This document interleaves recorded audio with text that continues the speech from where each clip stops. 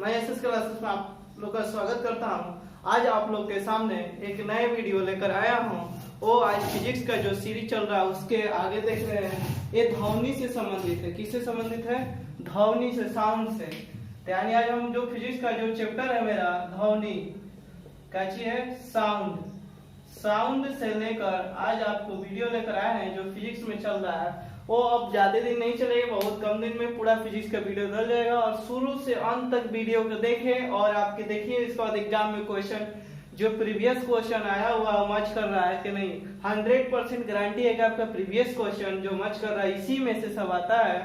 और ध्यान से 2 बार 3 बार वीडियो को दोस्तों देखें ताकि अपने एग्जाम में आप अच्छे से अच्छे बेहतर तरीका से सॉल्व करके क्वेश्चन आएंगे। तो अब बात करते हैं कि ध्वनि होता है क्या चीज। सबसे पहले एग्जाम में आपको पूछता है कि ध्वनि कौन सी तरंग होती है। ध्वनि कौन सी तरंग होती है? तो अनुदैर्घ्य तरंग होती है। ध्वनि कौन सी तरंग होती है? तो अनुदैर्घ्य तरंग होती है। पहला क्वेश्चन आपका यहीं से बनेगा कि ध्वनि कौन सी तरंग होती है? अनुदैर्घ्य तरंग होती है, जिसकी उत्पत्ति किसी न किसी वस्तु के कंपन से होती है। ध्वनि कैसे उत्पन्न होती है? तो किसी न किसी जो वस्तु का कंपन होता है, हिलता डुलता है, उससे ध्वनि उत्पन्न होती है जो कान तक सुनाई देती है। कब? कहां तक? कान तक। अब बात आता है ध्वनि 3 तरह से सुनाई देती है। एक अश्रव्य तरंग होता है, इंफ्रासोनिक वेव। आपको हिंदी में ही लिख देगा इंफ्रासोनिक, तो समझिएगा अश्रव्य तरंग की बात कर रखा है। तो अश्रव्य तरंग क्या होता है? 20 हर्ट्ज से आवृत्ति का ये सही मात्रक का होता है, हर्ट्ज होता है। तो 20 हर्ट्ज से नीचे की आवृत्ति वाला ध्वनि को अश्रव्य तरंग कहते हैं। अश्रव्य तरंग किसे कहते हैं? तो 20 हर्ट्ज से नीचे वाले जो भी आवृत्ति होती है उसको अश्रव्य तरंग कहते हैं, इंफ्रासोनिक वेव। 20 हर्ट्ज से नीचे की आवृत्ति वाला ध्वनि को अश्रव्य तरंग कहते हैं। जो अश्रव्य तरंग जो ध्वनि होती है ये हमारा कान से नहीं सुनाई देती है। अश्रव्य तरंग से हमारा कान नहीं सुन सकता है। नहीं सुन सकता। अश्रव्य तरंग से हमारा कान सुन नहीं सकता है। तो आपसे एग्जाम में पूछता है कि अश्रव्य तरंग से कान को हमारा ध्वनि सुनाई देगा? तो नहीं देगा। इससे अश्रव्य तरंगों को हाथी इन तरंगों को सुन सकती है। तो हाथी कौन सी तरंग को सुनती है? तो अश्रव्य तरंग का, यानी 20 हर्ट्ज से नीचे की आवृत्ति को अश्रव्य तरंग कहते हैं और इसे हाथी सुनती है, मनुष्य नहीं सुन सकता है। अब बात करते हैं श्रव्य तरंग, ऑडिएबल वेव।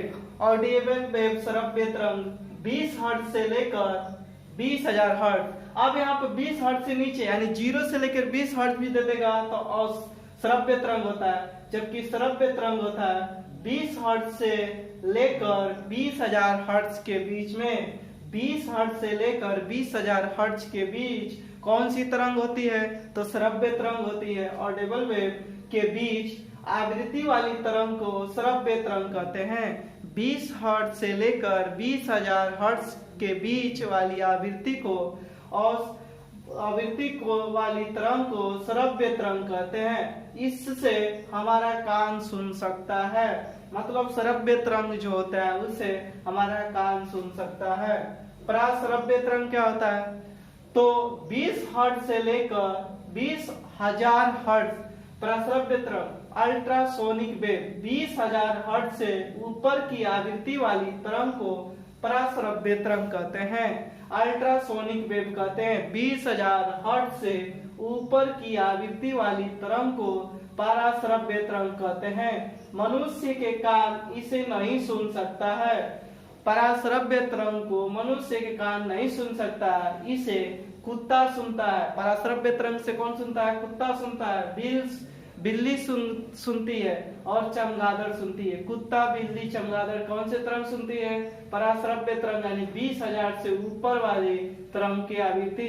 तो अश्रव्य तरंग का होता है 0 से 20 हर्ट्ज यानी 20 हर्ट्ज से नीचे की तरंग को आवृत्ति को श्रव्य तरंग और श्रव्य तरंग कहते हैं। श्रव्य तरंग 20 हर्ट्ज से लेकर 20,000 के बीच वाली आवृत्ति वाले तरंग को श्रव्य तरंग कहते हैं। पाराश्रव्य तरंग 20,000 हर्ट्ज से ऊपर की आवृत्ति वाले तरंग को पाराश्रव्य तरंग कहते हैं। मनुष्य के कान पाराश्रव्य तरंग को नहीं सुन सकता है, इसे कुत्ता, बिल्ली, चमगादड़ सुन सकते हैं।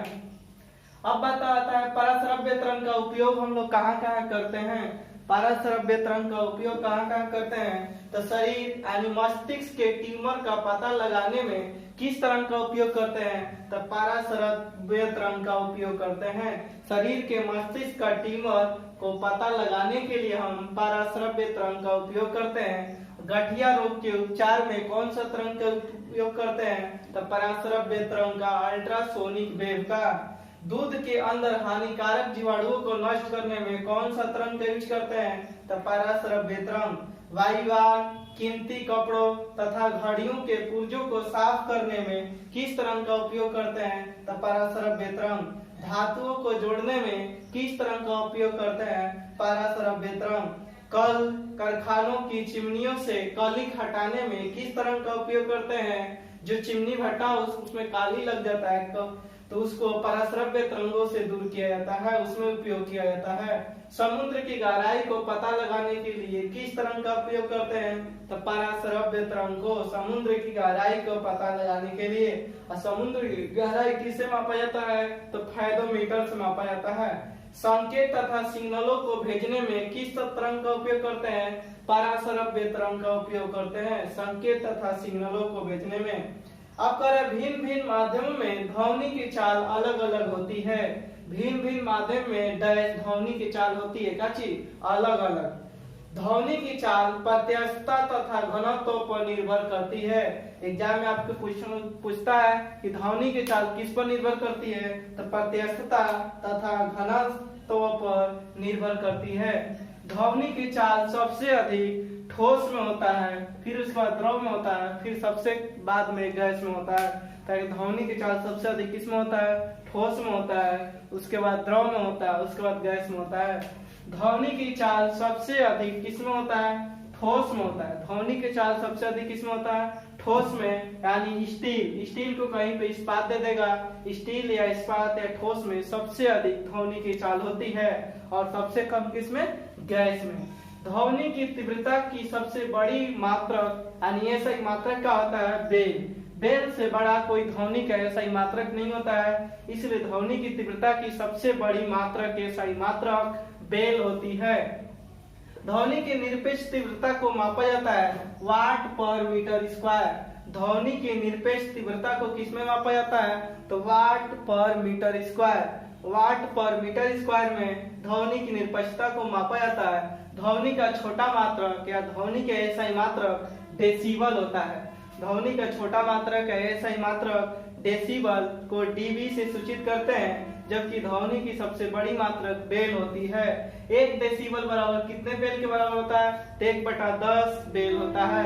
कहने का मतलब 100 बेल है तो उसको डेसिबल में चेंज करेंगे, यानी 10 डेसिबल के बराबर होगा। 1 डेसिबल का होगा बेल का 1/10। किसी माध्यम में ध्वनि की चाल आवृत्ति पर निर्भर नहीं करती है। आपसे फिल इन द ब्लैंक से पूछता है क्वेश्चन आया हुआ कि किसी माध्यम में ध्वनि की चाल डैश पर निर्भर नहीं करती है। प्रत्यक्षता दे देगा, फिर उसके बाद आपको दे देगा घनत्व दे देगा, आवृत्ति दे देगा, और उसके बाद दे देगा इनमें से कोई नहीं। तो किस पर निर्भर नहीं करती है, तो आवृत्ति पर निर्भर नहीं करती है। अब आता है विभिन्न माध्यमों में ध्वनि की चाल। अलग अलग माध्यमों में ध्वनि की चाल अलग अलग होती है। जैसे वायु में ध्वनि की चाल कितनी होती है, 332 मीटर पर सेकेंड। वायु में ध्वनि की चाल कितनी होती है, 332 मीटर पर सेकेंड। या यही क्वेश्चन घुमा के दे देगा, शुष्क में ध्वनि की चाल या शुष्क वायु में ध्वनि की चाल कितनी होती है, 332 मीटर पर सेकेंड। जल में ध्वनि की चाल कितनी होती है, 1483 मीटर पर सेकेंड। जल में ध्वनि की चाल कितनी होती है, 1483 मीटर पर सेकेंड। लोहे में ध्वनि की चाल कितनी, 5130 मीटर पर सेकेंड, या कहीं पे 5100 मीटर पर सेकेंड। यहाँ पर कभी एग्जाम में एक बार पूछा हुआ 1483 न देकर ऑप्शन में 1450 भी दिया था, तो अप्रोक्स वैल्यू लगभग देख लेते हैं, उसके अनुसार करते हैं। तो यानी अभी तक 3 देखिए, शुष्क या वायु में ध्वनि की चाल 332 मीटर पर सेकेंड, जल में ध्वनि की चाल 1483 मीटर पर सेकेंड, लोहे में ध्वनि की चाल 5130 या मीटर पर सेकेंड, कांच में ध्वनि की चाल 5640 मीटर पर सेकेंड, कांच में ध्वनि की चाल 5640 मीटर पर सेकेंड, एल्युमिनियम में ध्वनि की चाल 6420 मीटर पर सेकेंड, एल्युमिनियम में ध्वनि की चाल 6420 मीटर पर सेकेंड, समुद्र जल में ध्वनि की चाल 1533 मीटर पर सेकेंड, समुद्र जल में ध्वनि की चाल 1533 मीटर पर सेकेंड, कांच में ध्वनि की चाल 5640, लोहे में ध्वनि की चाल 5130 मीटर पर सेकेंड, एल्युमिनियम में ध्वनि की चाल 6420 मीटर पर सेकेंड, समुद्र जल में ध्वनि की चाल 1533 मीटर पर सेकेंड, पारा में ध्वनि की चाल 1450 मीटर पर सेकेंड, हाइड्रोजन में ध्वनि की चाल 1269 मीटर पर सेकेंड, हाइड्रोजन में ध्वनि की चाल 1269 मीटर पर सेकेंड, कार्बन डाइऑक्साइड में ध्वनि की चाल 260 मीटर पर सेकेंड, कार्बन डाइऑक्साइड में ध्वनि की चाल 260 मीटर पर सेकेंड, भाप यानी 100 डिग्री सेल्सियस पर जब पानी उबलता है भाप, उसमें ध्वनि की चाल, भाप में ध्वनि की चाल 405 मीटर पर सेकेंड, अल्कोहल में ध्वनि की चाल 1213 मीटर पर सेकेंड, अल्कोहल में ध्वनि की चाल 1213 मीटर पर सेकेंड, भाप में ध्वनि की चाल 405 मीटर पर सेकेंड, कार्बन डाइऑक्साइड में ध्वनि की चाल 260 मीटर पर सेकेंड, हाइड्रोजन में ध्वनि की चाल 1269 मीटर पर सेकेंड, पारा में ध्वनि की चाल 1450 मीटर पर सेकेंड, समुद्र जल में ध्वनि की चाल 1533 मीटर पर सेकेंड, एल्युमिनियम में ध्वनि की चाल 6420 मीटर पर सेकेंड, कांच में ध्वनि की चाल 5640 मीटर पर सेकेंड, लोहे में ध्वनि की चाल 5130 मीटर पर सेकेंड, जल में ध्वनि की चाल 1483 मीटर पर सेकेंड, शुष्क वायु में ध्वनि की चाल 332 मीटर पर सेकेंड। तो बात करते हैं ध्वनि पर प्रभाव, कि ध्वनि पर प्रभाव क्या पड़ता है। तो ध्वनि की चाल पर दाब का कोई प्रभाव नहीं पड़ता है, ध्वनि की चाल पर डैश कोई प्रभाव नहीं पड़ता है। 4 ऑप्शन दिया रहेगा, तो किस पर, दाब पर कोई प्रभाव नहीं पड़ता है, ध्वनि की चाल पर दाब का कोई प्रभाव नहीं पड़ता है। जब वायु का ताप 1 डिग्री सेल्सियस, जब वायु का ताप 1 डिग्री सेल्सियस बढ़ता है तो ध्वनि की चाल कितना बढ़ता है, 0.61 मीटर पर सेकेंड। जब वायु का ताप 1 डिग्री सेल्सियस बढ़ता है तो ध्वनि की चाल कितना बढ़ता है, 0.61 मीटर पर सेकेंड बढ़ता है। ताप बढ़ने पर ध्वनि की चाल क्या होता है, बढ़ता है। ताप बढ़ने पर ध्वनि की चाल क्या होता है, बढ़ता है। जब वायु का ताप 1 डिग्री सेल्सियस बढ़ता है तो ध्वनि की चाल कितना होता है, 0.61 मीटर पर सेकेंड बढ़ता है। आर्द्रता पर प्रभाव, ध्वनि की आर्द्रता पर क्या प्रभाव पड़ता है। तो आर्द्रता, हवा में ध्वनि की चाल शुष्क हवा में उसकी चाल से अधिक होती है। जो भी होता है, आर्द्रता वाली जो हवा होती है, मतलब नमी वाली जो हवा होती है, उसमें ध्वनि की चाल शुष्क हवा की चाल से अधिक होती है। हवा ध्वनि की दिशा की ओर चल रही है तो ध्वनि की चाल पर क्या होगा, तो बढ़ जाता है। जिस तरफ हवा चल रही है उसी तरफ हम बोलेंगे तो ध्वनि की चाल क्या हो जाएगी, बढ़ जाएगी। अब ध्वनि की लक्षण क्या है, पहले देखेंगे प्रबलता। ध्वनि के लक्षण और प्रबलता, इससे ध्वनि तेज या मंद सुनाई देती है।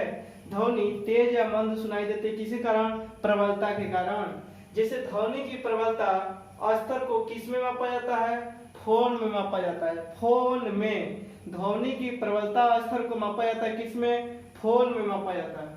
ध्वनि की प्रबलता स्तर को किस में मापा जाता है, फोन में मापा जाता है। प्रबलता तथा ध्वनि की तीव्रता में संबंध क्या है, प्रबलता तथा ध्वनि की तीव्रता में संबंध क्या है, तो प्रबलता डायरेक्टली प्रोपोर्शनल log I। प्रबलता तथा ध्वनि की तीव्रता में संबंध क्या है, तो प्रबलता directly proportional log I। I जहां है ध्वनि की तीव्रता, I क्या है, ध्वनि की तीव्रता है। तीव्रता कंपनशील वस्तु के कंपन आयाम पर निर्भर करता है। तीव्रता किस पर निर्भर करता है, तो कंपनशील वस्तु के कंपन के आयाम पर निर्भर करता है। कंपन का आयाम जितना अधिक होगा ध्वनि की तीव्रता उतना ही अधिक होगी। कंपन का आयाम जितना अधिक होगा ध्वनि की तीव्रता उतना ही अधिक होगी। दूसरा उसका लक्षण है तारत्व, जिसे बोलते हैं पिच। तरत्व पिच। इसमें ध्वनि मोटी तथा सुरीली यानी पतली ध्वनि में अंतर किया जाता है। सुरीली तथा मोटी पतली ध्वनि में अंतर किसके द्वारा किया जाता है? तो तरत्व के द्वारा यानी पिच के द्वारा किया जाता है। तरत्व आवृत्ति पर निर्भर करता है। तरत्व किस पर निर्भर करता है? तो आवृत्ति पर निर्भर करता है। एग्जाम में क्वेश्चन आ चुका है। तरत्व किस पर निर्भर करता है? आवृत्ति पर निर्भर करता है। उच्च तरत्व वाली ध्वनि की आवृत्ति अधिक होती है। उच्च तरत्व वाली ध्वनि की आवृत्ति अधिक होती है तथा वह सुरीली यानी पतली सुनाई देती है। तथा वह सुरीली अर्थात पतली सुनाई देती है। निम्न तरत्व वाली ध्वनि की आवृत्ति कम होती है, वह मोटी सुनाई देती है। यदि उच्च तरत्व वाली ध्वनि होगा तो उसकी आवाज पतली सुरीली और निम्न तरत्व वाली ध्वनि की आवाज क्या होगी? मोटी सुनाई पड़ती है। स्त्रियों की ध्वनि का तरत्व पुरुषों की अपेक्षा अधिक होती है, इसीलिए स्त्रियों की आवाज पतला और प्यारी से सुनाई देता है। स्त्रियों की ध्वनि का तरत्व पुरुषों की अपेक्षा अधिक होती है, इसलिए स्त्रियों की आवाज पतली सुरीली सुनाई देती है। मच्छरों का तरत्व शेर की अपेक्षा ऊंच होती है, इसलिए मच्छरों का आवाज ज्यादा सुनाई देता है। मच्छरों का तरत्व शेर की अपेक्षा क्या होती है? ऊंच होती है। गुणवत्ता पर देखेंगे इनका लक्षण।